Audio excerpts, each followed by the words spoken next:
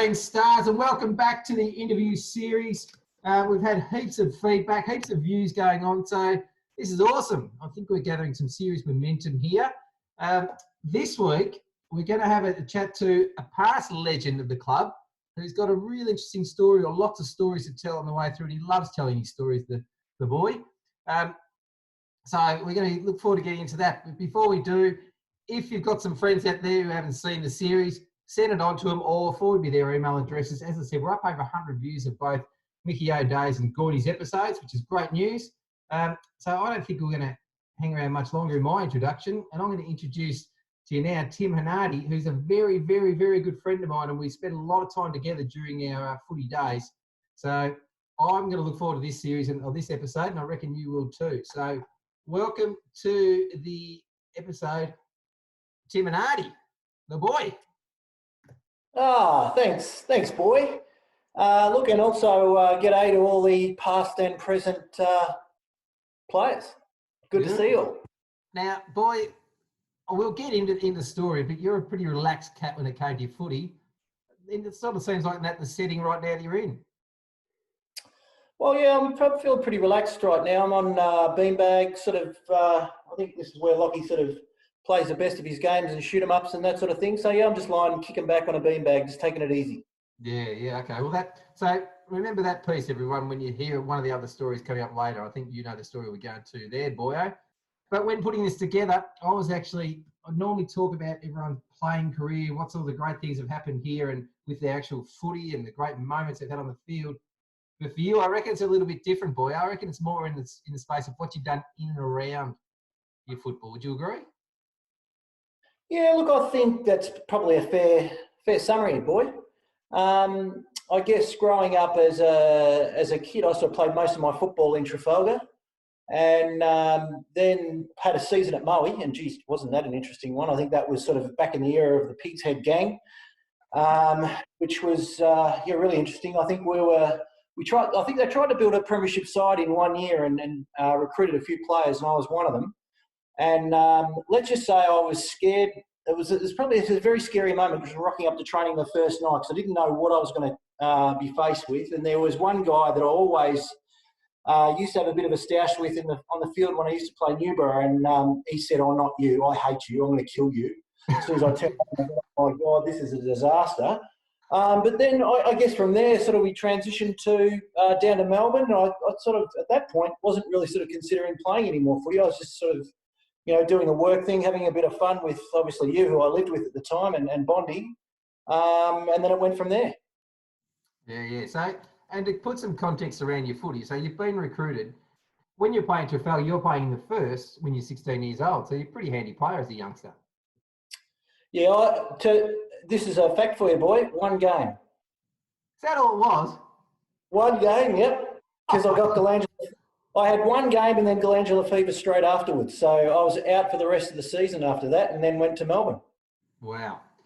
And that's what I've really enjoyed about the interview series is fact and truth comes out. Boy, I thought you played a whole season or two as a 16-year-old. That's how I feel like you've led us to believe. No. I don't think I ever led you to believe that, boy. I played the one game and then went to Moe for a season, and that was it. Yeah, okay. You didn't lead us to unbelieve it. Let's put it that way. Look. So tell the viewers how it all started for you when you came to Q. How did you get into the team? Well, I think you came home one night and said, "Geez, we're really desperate. We need a couple of players for this weekend." And I might have been coming up towards maybe the last or second last round of the '96 season. And I thought, being a good mate, I'll come down and help you out. And I don't even think I went to training. I think I just rocked straight up on game day. And that was it from there. Probably my two memories from the game was, the first was looking at the ruckman, which is Cora, great bloke, fantastic bloke. But I'm thinking, Jesus Christ, this guy looks like he's pregnant. I thought, okay, that's a good intro to the club. And he obviously loved his beers, Cora. And then I think I took a mark around the sort of half-forward flank, swung around as you would, and went to kick a goal. And O'Day was leading for the ball, clearly leading for the ball, and I could have easily kicked it to him, but decided to have a shot and missed. And then at that point, O'Day he didn't even know me, went absolutely ballistic. And I guess that was sort of the start of my relationship with Mick and just ignoring everything he said. Yeah, well, that's pretty handy given Mick was our coach, which you probably didn't realise, I wouldn't have thought at that point. Well, no. It was, I don't know, at that particular point in time, hadn't made a great impression, but over the years, obviously made a huge impression. And that built up over time, your impression. It did. So give everyone a sense of the type of player you were. So give a sense of your style of player on the field.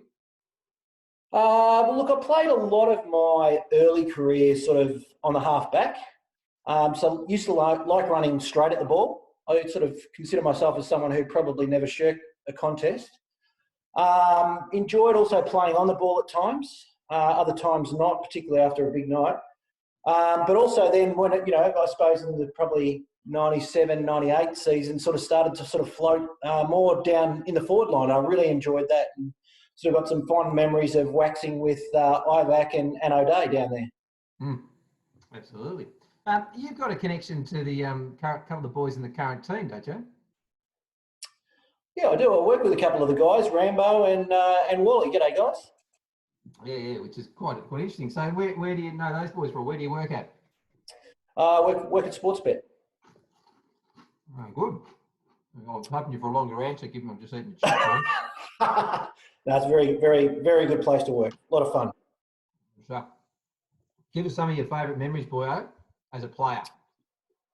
Ooh, geez, there's probably quite a few. Well, look, I'd say, might just touch on a couple of the players, maybe to start off with, Deeks.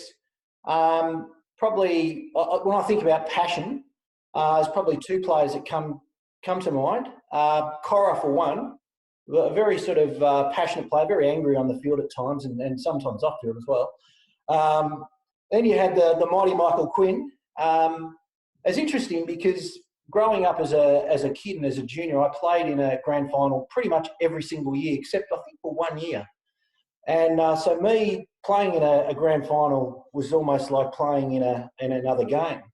But clearly when we played in the grand final in 97, I found out, that others sort of took it in a different way. And Quinny was one of those guys. And he psyched himself up so much beforehand. He'd spew before the game, and he couldn't even talk to him. He'd go to talk to him, he'd tell you to piss off. But that was the type of guy Quinny was. He was fantastic. Probably a couple of others that sort of come to mind. I sort of think of hard players, and there's probably no harder than Hedge. I know I think I played on him in a scratch match one training. He cleaned me up, and geez, it hurt. And I know he cleaned up a lot of the opposition when we played as well. So he's certainly one that come to mind. And also Mickey Shit Kick, I should say, Mickey G. Full title. Probably not the most skilled player. I'd say probably had the least skills in the side, but in a terrible kick, just a terrible kick, hence his nickname.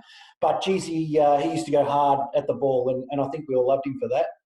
And then I think you sort of had a couple of players, and I'd sort of say, really knew how to get the ball, and Terry Lucas was obviously one of those players that came to mind, and yourself, boy, I think both of you guys were able to read the play really, really well. And then I think you look at what I would sort of say out and out superstars of the time when I was there, and Kerry and Cougar and Dave Green, who had just super silky skills as well, were the guys that really sort of stood out for me. Yeah, good stuff. I'm going to play a little game. Well, we're going to play a little game, boyo, and it's a little bit of remember the time when, and tell us a bit more about it. So it's a bit more. Tell us about the time when. So tell us about the time. All right, we'll take you back. We're at Q. Ball's around the half-forward flank. John Beveridge has just taken a mark. I think it might be his first game. He's trying to make his impression on the club. Brother of current coach, obviously. He's about to have a set shot for goal. What do you do? Yeah, well, Bevo was new to the club, and I think, back in those days, the games were... Well, I think one of the reasons why I like going down to play for the club was that it was never too serious. It was always in good fun. We always liked to win, and we did most of the time. But we'd still have fun while we were winning. And I remember, I don't know whether Bevo took a mark or got a free kick, but he was definitely within kicking distance. in the forward line, and I just happened to be running up behind Bevo as he was sort of preparing himself for goal. And I don't know, it was one of those sort of spur of the moment things, but I decided to dack Bevo at the time. And Bevo, and I think the opposition and even the umpire were a little bit shocked. But Bevo, at the end of the day, he just sort of, I think his shorts were down at his ankles. He just sort of swirled them around with his foot and then kicked them off. Went back, lined up for goal, and kicked for goal, but unfortunately missed. So that would have been just the cherry on the cake, I think, if you had to kick the goal and celebrate it in style. But, what will be, I guess. What will be. But he'll always be known as the bloke who missed the shot in his undies, wouldn't he? Well, I think he was probably the only bloke who ever had a shot goal in his jocks. Certainly was. Anyway, maybe there's been others since, but yeah.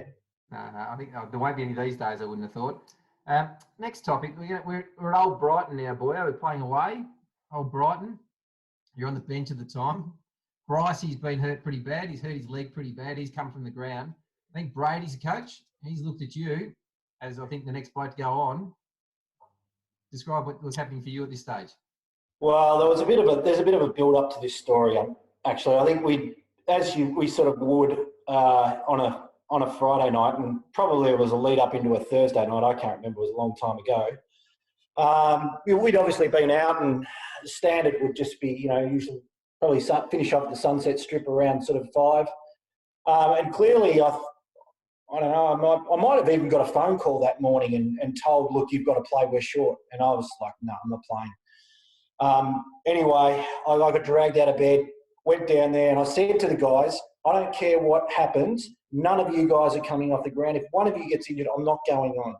And that was it. So I absolutely berated Brycey when he came off the ground, because I did have to go on. And I might as well not have went on either. And I think, Brady wasn't too happy with me either. But I think, hang on. So, but when Brycey pretty much had broken his leg. So you berated a bloke who's broken his leg. But still, there's another point. What you were doing on the bench when he came? Well, I was sleeping on the bench. What else do you do on the bench? That's right. I think after that, Brady actually gave me a lecture, which I still remember to this day. He said, look, I don't know what you're doing with yourself, Rueben. You obviously go out and have a good time, but you're going nowhere in life. And that sort of still stuck with me for quite a long time. And it's good to see I've actually turned things around. Yeah, well, that's funny, because I reckon if we asked Brady, so Brady Scanlon, he was our saviour, he was our coach, and we love the guy. He's Brady's in the top 30 BRW of the best in the country business wise, right? And here he's dealing with you, a bloke who's asleep on the bench. And to his day, if we ask him about you, he'd still bemoan the moments that the moment you gave up footy, you got super fit and you've been super fit ever since. Yeah, it's funny how things sort of happen, isn't it? I never really sort of cared much for sort of fitness while I was playing footy, but yeah, post footy, it's been a bit different. Imagine the player you'd be now, boy. Look, it does bring back a memory though. Like that footy trip in the chopper, that was unbelievable. So I'll always look back at my time with Brady, and as much as I would have frustrated with him, geez, that was a good footy trip. Who gets to go away? Give the boys a sense of what that was. Well, I don't know where we went. I think it was Albury or something like that. I can't even remember. Is that right? Chuka. Echuca. Oh, they're sort of in the similar regional Victoria. Got pubs. Yeah, look, it was great. We got picked up in a chopper, flew up. I think Goo had to sit shotgun. Anyone who tried to sit in the front seat with a chopper pilot, because I think Goo thought he could fly the thing. Clearly he couldn't. And then, I think we were there. We went to the local footy during the day. And then I think we went to the local pub that night. I can't really remember what we did, to be honest. It was a long time ago, but I just remember it was good fun.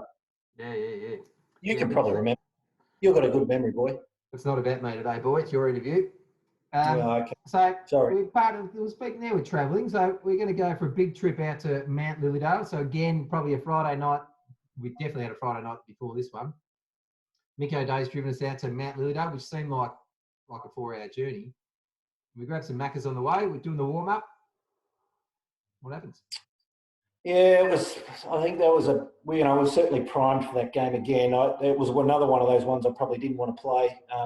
We had a very, very heavy night out the night before, and I think we made O'Day go to McDonald's. He didn't really want to go, and he went under there under sufferance. But I think that did make a bit of a difference.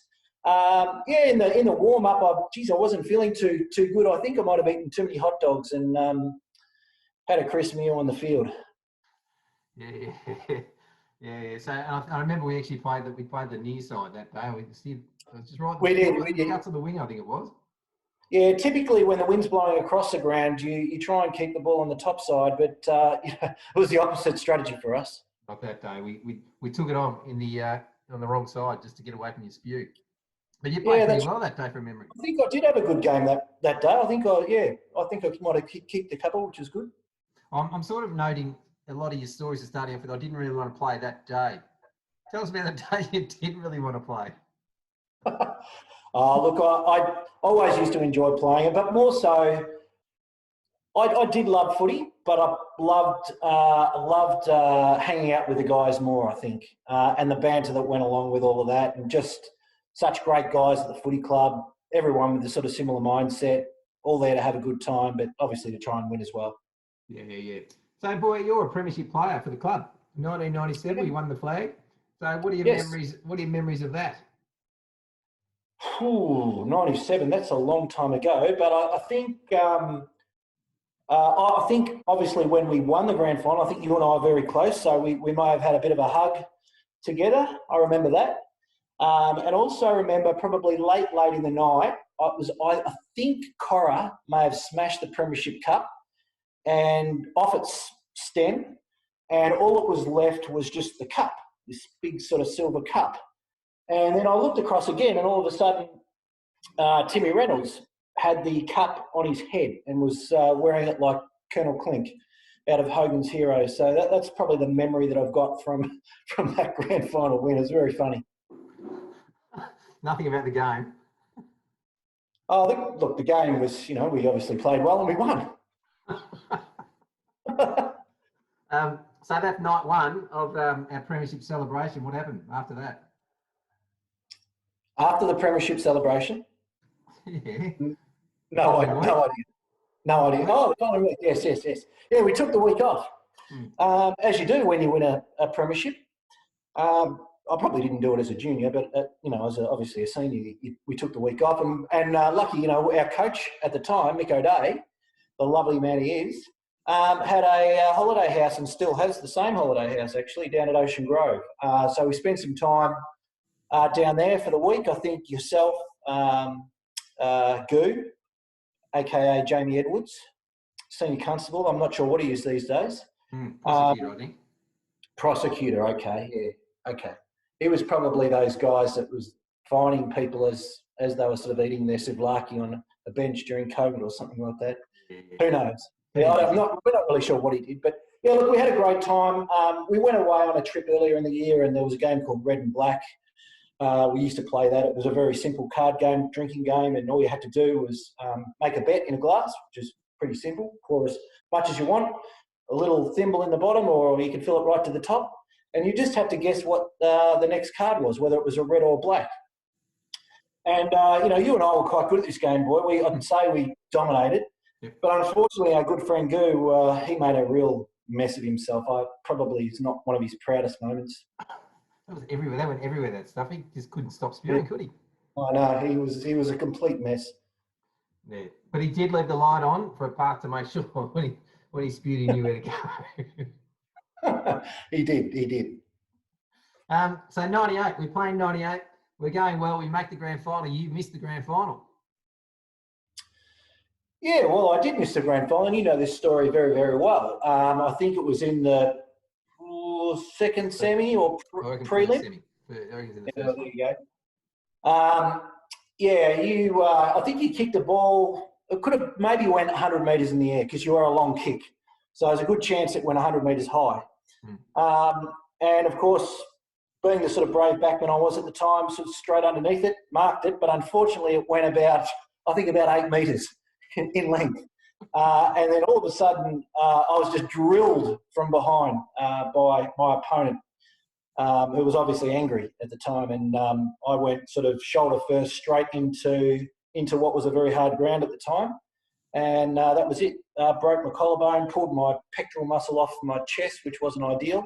And I've still got it still plays up a little bit in winter, boy. It gets a bit sore and achy.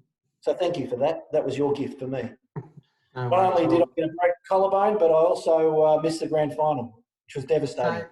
So it might have been a partial revenge in that. If any of us were on a lead, I remember a day in particular, if you're on a lead, what would you do?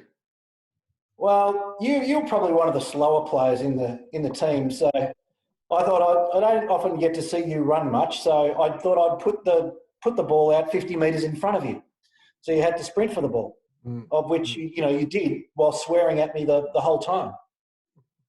Yeah, good team play, boy. Good team play. Also, I used to stand on your mark as well. Yeah. Put you off the goal. Yeah. I know Dave referenced that, I think, in his when he kicked his 8 goals. One time I think he's stood on the mark or something like that. So yeah, so that was always a nice little joy. So at the opponent, what would you do to the guy standing on the mark? The guy who was standing on the mark? Yeah, it was supposed to be the opposition. Oh, I told him to go away. I reckon, because I said to him, I can do a better job than you can at putting him off trying to kick for goal. Unfortunately, every time you always kick the goal. Yeah, I know. Well, just shit you. So now, Ruben, I'm going to take a sidestep. So we're talking about your footy, but you got a claim to fame. So the skinny dog, we spent a lot of time at the skinny dog after training, after matches, but there was a menu item for a period of time. You mentioned Quinny. So talk to us through that. Yeah, well, Quinny was a 2-hat chef, Deeks? 2 to 3. Well, I think he must have been. He was the meals that Quinny used to sort of whip up on a Wednesday night. But look, let's be honest, none of us really enjoyed training at all. We just used to go for the meal afterwards and the beers. And Quinny would just cook up a storm, and we'd always obviously start off with the staple, either a steak or a parma, and then they were some of the best. I still quote Quinny's parmas today, when I'm out and about. But I think we're starting to talk to Quinny and we're saying, look, Quinny, it's these parmas and these steaks, they're all right. But it'd be nice if you could sort of cook something else. He said, well, what do you like? I said, geez, I'd love some cutlets and some pumpkin mash and some peas. And he goes, all right, leave it with me. And anyway, the next week we rocked up and we've looked up on the board, and wouldn't you know it, Ruben's cutlets appeared on the menu. Exactly that. And geez, they were nice, weren't they, boy? Oh, they were better than any parma, any steak, any meal ever on any menu. They were beautiful. Oh, they were. You didn't even need gravy on them. That's how delicious they were. They were just fantastic. Yeah, they were already moist, weren't they? Moist and tender. Oh, unbelievable. He used to pick out the best meat, Quinny. He used to go to the doctor, where did you go? Not the doctor. He used to go to the butcher and just pick them out personally. I'm going to run through a quick word association with you, boy. Q home ground. Didn't give me a word, didn't give me a phrase. Whatever. Start with Q home ground. Well, Victoria Park. The Q players would obviously know this, but the Q ground sat at the bottom of the cemetery. So for me, the word that comes to mind is death. And the reason why it was death, if you ever played there when it was raining, particularly after a downpour, the ground just absolutely reeked of dead bodies, and that's the truth. It wasn't great. That might have been your breath, boy. It might have been all yours. Well, we drink for drink probably the night before. So then tell me about, who else we got here? Fat Timmy Morn. Oh, geez, definitely the biggest mouth in the team, that's for sure. He was definitely one of the characters back in the day, and probably is a still character today. I think. He used to probably my favourite moment of Timmy was, and Mick told this story. It was Thornbury. We really got stuck into the Thornbury boys over there and started an all-in brawl. But when that ambulance flew onto the ground and started to skid straight through the sheet of water that was on top of the ground and nearly ran over the injured player, that was a real memory. I think Fat Boy was meant to pick me up for a couple of games as well and forgot. So he got abused a few times. But, you know, a really sort of classic player, mouthed off at his opponents every week, tried to get in a fight every week, probably got beaten up every week as well. And talk us through last one of this one. Talk us through your routine after Saturday, after the match. What was the routine? Well, sort of in the early days, you'd always, I think, whoever got best on ground we met up with our opponents, and we'd sort of pick a best on ground for them as well, and then they'd shotgun a can. That's just how we used to do it back then. That was sort of get festivities kicked off. And then I guess after we left, everyone would sort of go off in their own ways. Sometimes we'd go to the Skinny Dog, with the Q boys, or we'd sort of head back to O'Day's. Typically, you and I and O'Day would go back, have a spar at his place. Then we'd sort of walk down Grey Street, because I used to live in Burnett, just around the corner from O'Day. And we'd head down to the Snake Pit, and we'd watch the Clip Club, which is just guys walking around playing instruments, singing songs. We probably stayed there until, I don't know, maybe 6-ish, maybe a little bit later. Kept going on into the night, and then sort of ended up at Sunset Strip until the wee hours.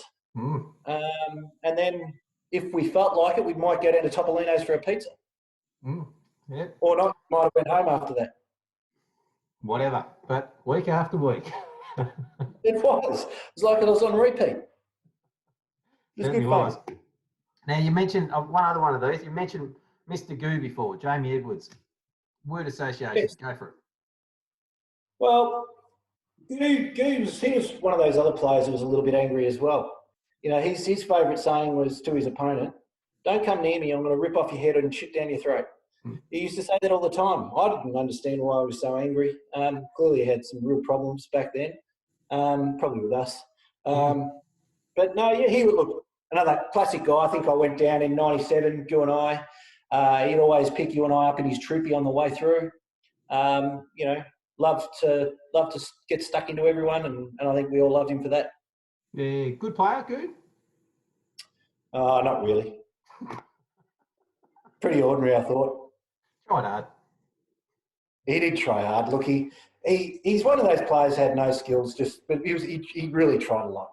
He was enthusiastic. Every time he lined up for a torpedo, he was enthusiastic, wasn't he? He was. He unfortunately never hit one. Yeah, 400 attempts. Yeah. Not one. So what message, boy, would you have for the boys playing today, or the team this year? Well, I think all I'd say is, play for the right reasons. Play because you love the game, but also play because, you love getting around your mates and having good fun. And I think that's the most important thing. I think if you're not doing that, it's probably time to hang up the boots. Yeah, boy, that's beautiful. That's a good message, and that really sums you up as a player or as a club man, I suppose. That's been your forte, hasn't it? Yeah, I'd like to think that I always had a good time. Yeah. And I was there for a few games as well.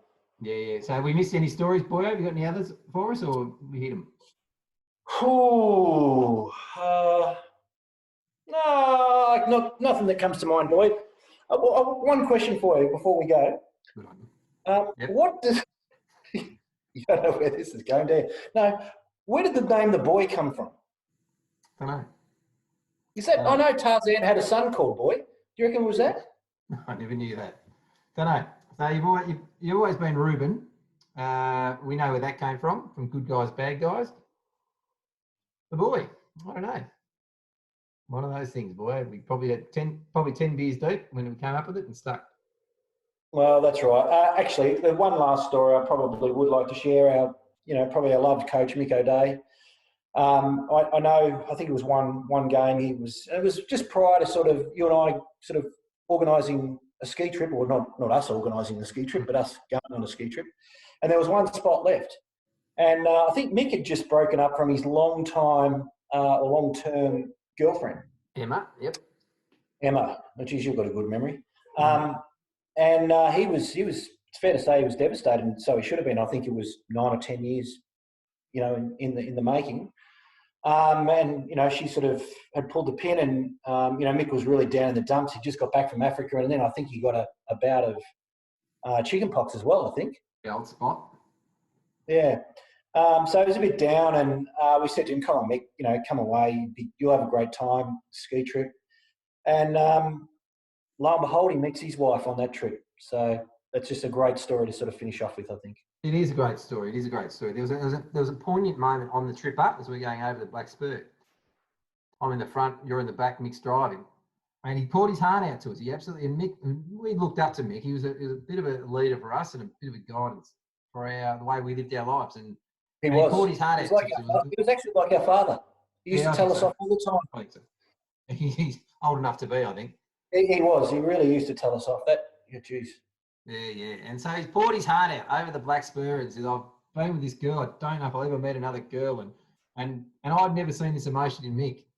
And your next words, I think, just summed up that moment so beautifully when you said, "Can I have another beer, please?"